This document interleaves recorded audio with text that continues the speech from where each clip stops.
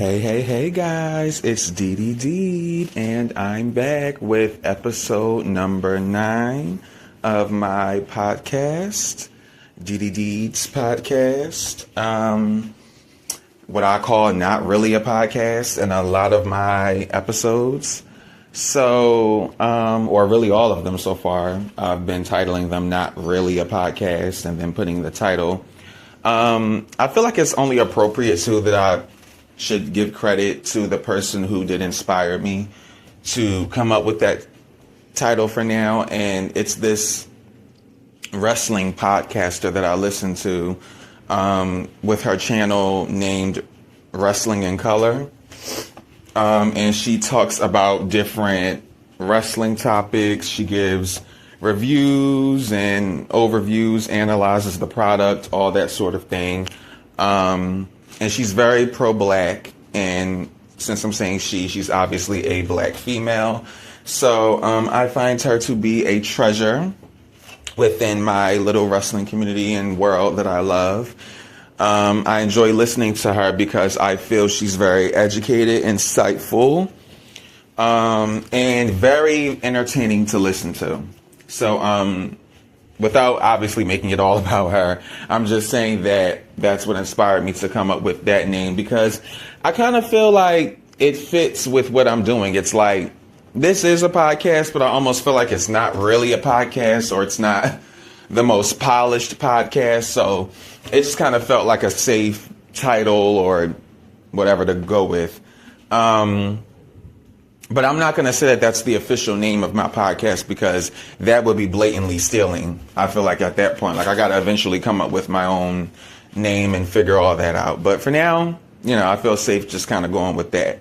So, getting into the actual topic, and while we're here today, this is another one of those podcasts that I believe is going to be like a 2 or possibly even 3-parter, just because it won't be any more than 3 parts, because I feel like after a third part it's just kind of like, all right, that's a trilogy of sorts, like, let's just leave it be. I feel like taking it beyond 3 parts for one type of podcast may be too much. But just for the sake of, time restraints and everything like that, I want to, separate certain parts of this topic and make it more listenable for whoever is listening, instead of having to feel like they have to listen to a whole, 30 minutes to an hour at a time. So the topic that we are going to be discussing today in this episode are the X-Men. And that, I don't know. I know everyone's not going to be into it. And some people may think that it's childish. Just like, okay, you're talking about a fictional superhero team. But to me, the X-Men are more than just a fictional superhero team. There's a lot of actual, thought and concept that goes into them as a team, a group, their stories, the characters, like the universe of the X-Men itself. I mean, the Marvel universe itself is obviously extremely complex, but the X-Men universe literally alone is so super complex that it's not even funny. And there's so many stories that are told throughout the comics history, even to this day. Like, to think that there's still X-Men comics being produced, written, and stories being created for these characters to this very day is just amazing, unspeakable. Like, it just feels like, these stories could never end with the X-Men, essentially. But, they are known primarily for their more popular stories, eras. It's just interesting to see how it all evolves. So what I want to discuss is my feelings towards the X-Men, how I got into them, my early memories, and all of that. That's what I want to discuss for this first part. So again, I guess just to give an overview, the X-Men are a fictional Marvel Comics superhero team. that were created way back in the 1960s by the founder, Stan Lee, who I believe is the founder of Marvel, period, if I'm not mistaken. Or I just know that he's responsible basically for creating a lot of these superheroes or teams, or at least the concepts, just of the teams, or, you know, the whole universe. He's basically the main, if not the main, he's like definitely like a huge person that's responsible for that. Like, he's credited basically for being the founder of all of these superheroes and teams, essentially.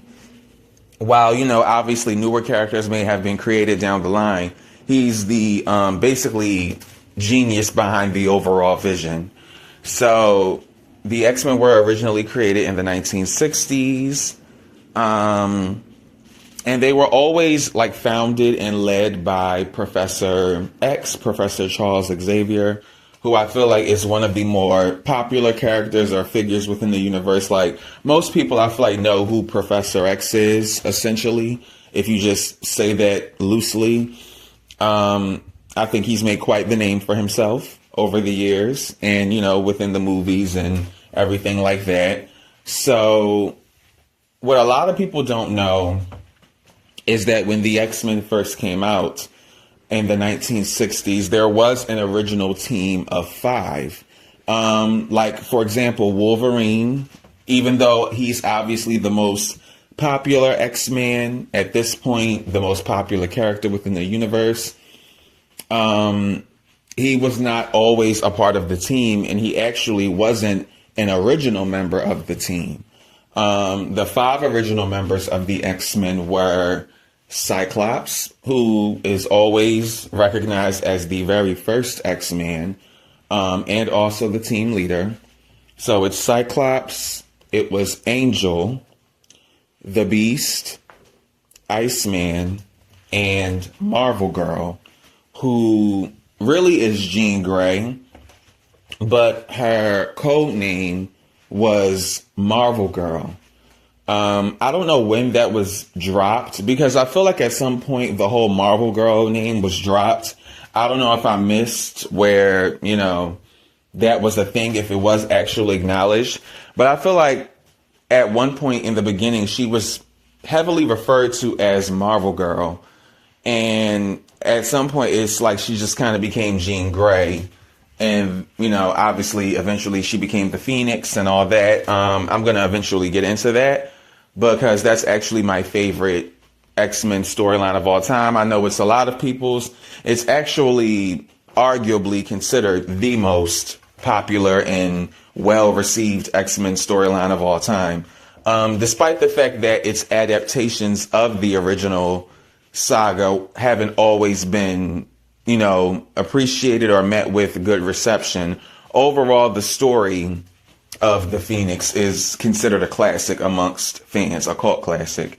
So, it was those 5 members. Like I said, you had Cyclops, Angel, Beast, Iceman, and Marvel Girl, or Jean Grey, who were the first 5 original X-Men. So there was no Wolverine, there was no even like Storm or like Nightcrawler, like just certain other characters, Colossus, that I feel like may be popular or like household names as far as like X-Men. All those characters were not always a part of the team. So like a lot of those characters came down the line years later, and joined the team as new members later. So my first actual introduction to the X-Men was through a video game. It was a video game that my uncle had, one of my uncles, when I was just a little kid, and it was X-Men Mutant Academy, which was released kind of hand in hand with the original X-Men film that came out in 2000. I had to come to learn that, but my main focus was just playing the game, and I was super intrigued by like all of the different characters right away. Like, it was intriguing to see the variety of superheroes and even villains, seeing their different powers and the cutscenes. Like, that all intrigued me and was interesting to me right away. So I feel like that game alone made me an X-Men fan. And then when I saw that there was actually a movie behind them, like I had saw that my uncle also owned the X-Men 2 movie at the time on DVD. So it was like I kind of just went further down the rabbit hole at that point. It was like, okay, my first introduction was that video game. And then I did watch the movie, but it was like, I think I was way too young and immature at the time. Like, I just wasn't knowledgeable enough to really appreciate X2 for the classic that it is. Because I feel like that movie was more of like a concept movie. Like, it wasn't like a action-packed film. So I just think as a kid, I didn't appreciate it as much as I should have. Nor do I think I really understood what was going on or all of the characters. Like, I just think I was way too young. Like, I know when X2 came out, like, I was literally like, 7 or 8 years old. And that was like around the time I got into Mutant Academy 2. Like, it was all around the same time. So it's like, you know, I'm just a fucking kid. Like, what am I going to really understand about a good film and all that? I mean, whatever. Some kids may be more advanced to understand that, but I don't think I really appreciated X2 for how good of a film it was. But as I got older, matured, became more of a deeper fan of the X-Men, and even went back and watched the original X-Men film and learned about the history of everything, I got to see the bigger picture. I got to learn way more about the characters. And what I really think solidified my fandom as an X-Men fan, even though I was already like doing my research, kind of went back, watched the animated series a little bit. Never really got to watch it fully as a kid the way that I wanted to, because I never got the whole series. But I remember being a kid, like wanting the series. Like, I had a thing for the X-Men. Before I even really understood what their like MO was, I was a fan. And it's like, it was almost like the more I learned about them, the more I found a reason to be a fan. And I'm going to get into all of that as well. So yeah, X-Men Legends solidified my love for the X-Men in a different way, because to me, that is the best X-Men video game of all time. It's just such a great game. Like, the way that it's all set up. And I would love to get into that too. But I feel like I'm kind of all over the place. So, basically, I guess the first thing I can really discuss is, I guess, who my favorite X-Men are. And I'm not going to lie, I tend to lean more towards the ladies. I feel like typically I do. So, to be honest with you, my favorite X-Men probably is Storm.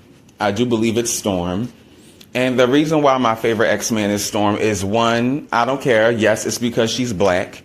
It's because she's a black woman. She's literally like the only black person on the team majority of the time. So, I mean, there's representation there. You know what I mean? Even though obviously she's a woman and I'm a man, I still feel like that's a form of representation, just her being a black person. I love her mutant's ability to control the weather. I think that is so unique and cool. I love that she can fly. I love how she uses her lightning. I love how her eyes turn white whenever she uses her powers. I even love the uniqueness of her coming from Africa, and being like an African princess, and she has natural blue eyes. And see, that's what a lot of people don't even know about the character Storm. Originally, she is from Africa, and she is a black woman or an African woman rather, with blue eyes.